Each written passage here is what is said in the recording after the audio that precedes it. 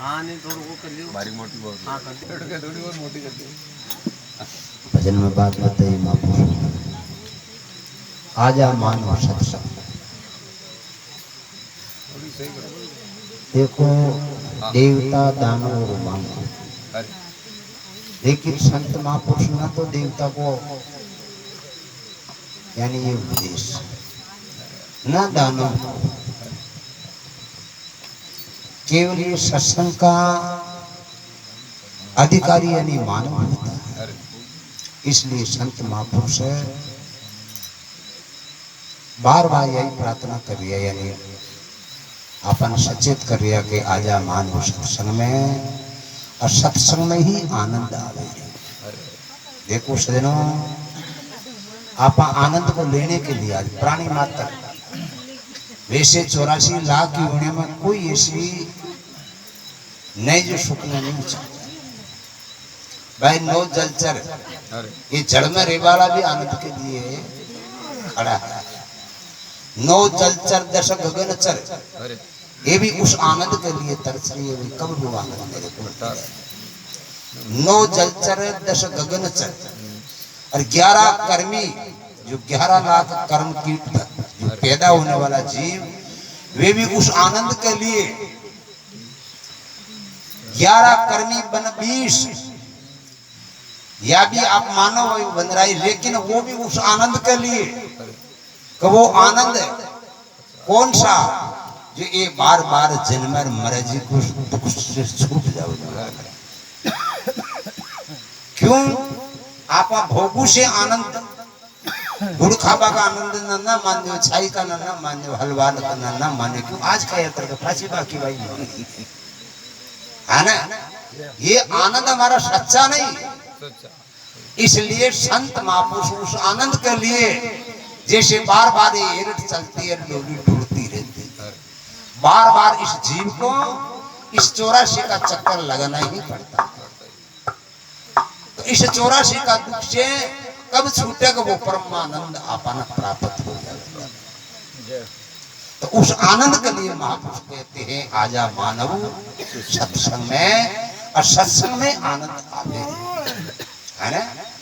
तो सजनों, वाल्मीकि जी महाराज जैसा भी, अजामिल जी महाराज जैसा भी, वो उन संतों की शरण में, उन संतों का वचन को दृढ़ विश्वास करने से सजनों वो भी दुखों से मुक्त हो गए।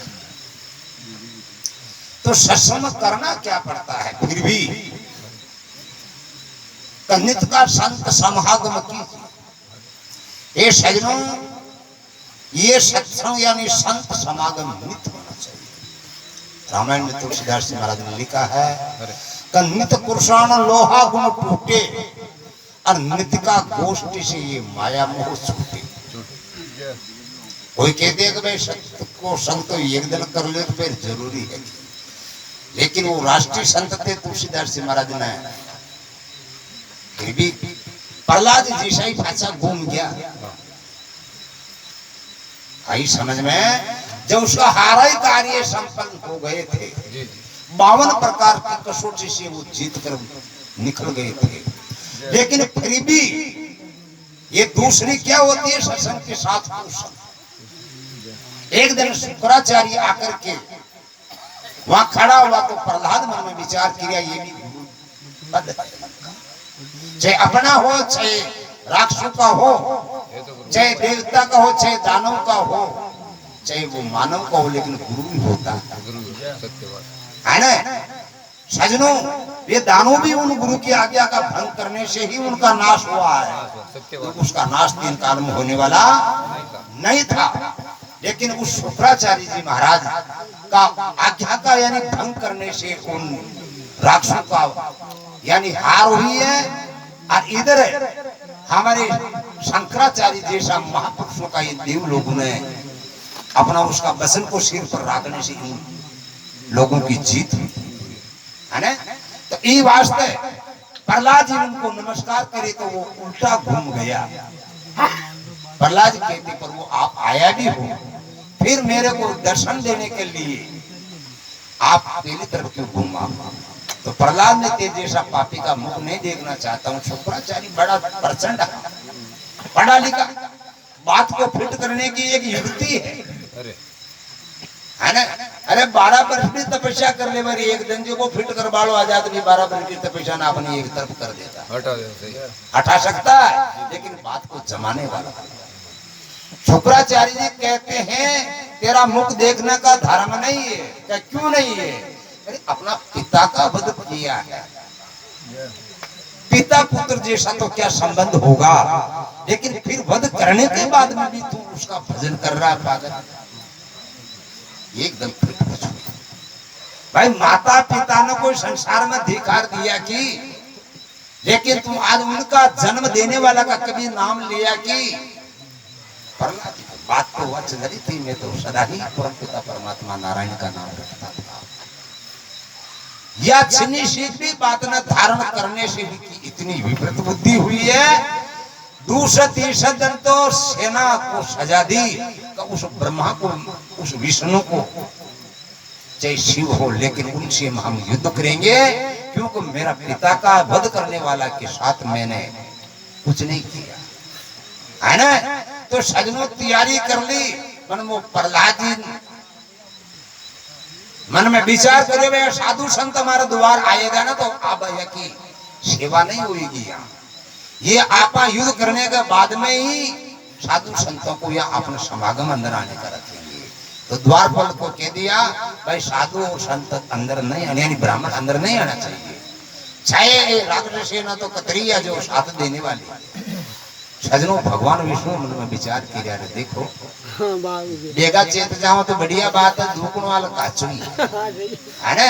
फिर भी अपना ये गुरु की ईश्वर की यही कृपा है ना। जैसे गुरु शिष्य को उपदेश दे दिया और 10 साल से जार नंगा लेना, तो शिष्य की कोई गलती नहीं, चाहे शिष्य को कैसा ही हो, लेकिन यानी थोड़ा घड़ा दिन तक तो पचाई करना जरूरी है ना। क्योंकि वो वैसा होता तो तेरी शरण में आने की कोई जरूरत भी नहीं थी। तो भगवान विष्णु वापिस तत्काल ब्राह्मण का रूप धारण करके और उनका द्वार पर आए, तो द्वारपाल मना कर दिया कि भाई मैं अंदर नहीं जाना देता। वो कहते कि तुम जाना दो, चाहे अच्छी बात है, और नहीं जाने देगा ना तो मैं यहीं प्राण त्यागूंगा, लेकिन मैं वापिस नहीं जाऊंगा। द्वारपाल देकर पहले मोर तो अपना ही दिखकर पाप जो मैं अड्डी ने जा रहा हूँ, मैं बढ़ जाऊँ, है ना भाई। आज भी जाए तो खेती है वहाँ, मैं पेशाब करवा चलती हूँ इस तरफ आगे, है ना। तो वो थोड़ो डोडो योरी वो पंडित जी मैं चल गया, पंडित का रूप धारण करेगा। तो प्रहलाद मन में कई विचार के संत आया, है ना। तो जार नमस्कार करी, मन में विचारे बने अंदर कैसे आया, लेकिन फिर नमस्कार करके वे महाराज आपको धन दक्षिणा, आपकी सेवा आदर पूर्वक में कुछ दिन बाद में करूंगा स्वामी, आप ध्यान आया जाना आप पधारो, तो चल जाऊंगा कोई बात नहीं, लेकिन कारण तो बता मेरे को। इससे में भगवान विष्णु से युद्ध करने की तैयारी है। कल तारीख है, उसी तारीख में कुछ टाइम पर तय करी हुई ये सेना तैयार हो गई। सजनों वो कहते ब्राह्मण का रूप में होकर, अरे प्रहलाद ये तो हमारे को बहुत अच्छी बात बताइए तुमने, कैसे? तो मैं भी 3 दफा 2 दफा तो उस विष्णु से युद्ध कर करके मैं यहाँ आ गया हुआ। क्यों आए? एक तोड़ो फोड़ की ताकत कम पड़ गई, बराबर तक तो टक्कर हो चुकी थी मेरी, लेकिन 10 ग्राम भी बत्तों निकल जाए जो पादरों भारी है मेरा, वोट तो कोई जीते है ना। तो अतरो की हमारा अंतर रियो है, अर्थात जैसा हमारी साथ लग जाए तो मन आसान हो जाता है। प्रहलाद देखे जीते तो महाराज आप वहीं बैठो और आपको स्वागत होगा, तो टेम खर्च मत करो, अब तो मैं क्यों न जो आप तैयारी करो। तो सजनों प्रहलाद को कहते हैं प्रहलाद मैं आपके साथ चलूंगा, लेकिन मैं तेरी सेना की जांच करीबन में पग नहीं पड़ूंगा, ये 3रा बार हार दूंगा तो मेरा नाक कट जाएगा, है ना।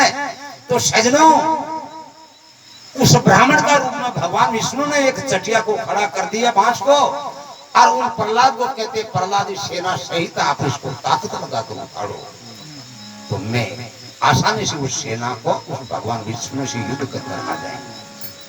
तो सजनों वे सेना हार कर बैठ गई, वो बांस नहीं खड़ा।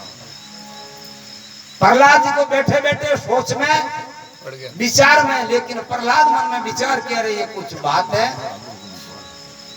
प्रहलाद खड़ा हुआ और भगवान कहते प्रहलाद आप रुको।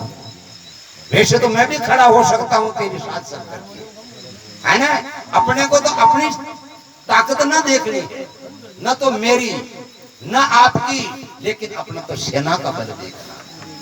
ये सेना का बल कितना है जो ताकि आप दोनों मिलकर जीत लेंगे। और सेना हार गई सजनों उस बांस को। फिर क्या हुआ?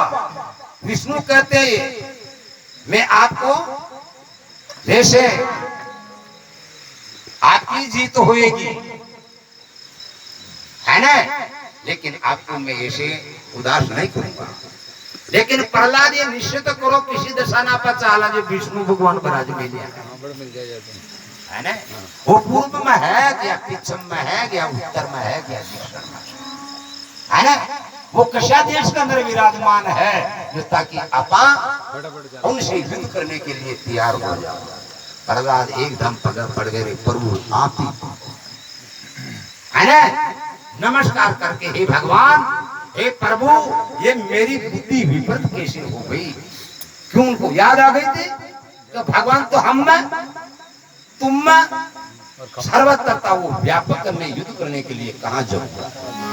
तो सजनों ऐसी कुसंग करने से इतना कार्य किया हुआ भी अपना निष्फल जा सकता। इसलिए संत महापुरुष कहते हैं नित्य का संत समागम कीजो और विष को त्याग अमित सती। फिर क्या होता है? विष त्यागने से मानव को वो फिर अजर अमर हो जाएगा।